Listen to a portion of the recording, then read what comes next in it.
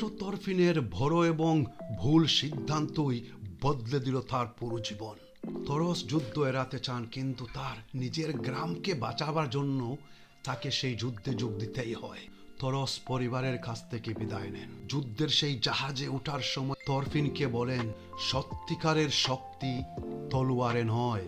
কিন্তু তরফিন যুদ্ধ দেখতে চায়। সে তার বাবার অজান্তে চুপি চুপি জাহাজের একটা ব্যারেলের ভিতরে লুকিয়ে যায়। জাহাজ ছেড়ে দেয়। কেউ জানে না তরফিন এই জাহাজের ছোট্ট একটি ব্যারেলের ভিতরে।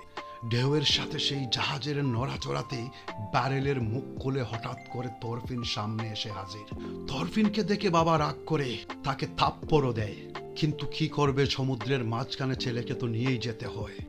তবে তরস জানতো যে এই যাত্রায় তার এই ছোট্ট ছেলেটি এমন কিছু দেখবে যা সে কখনো তাকে দেখাতে চায় না। কারণ সামনেই অপেক্ষা করছিল এক বিশ্বাসঘাতক, আর সেই বিশ্বাসঘাতকের নাম হচ্ছে আসকালাড।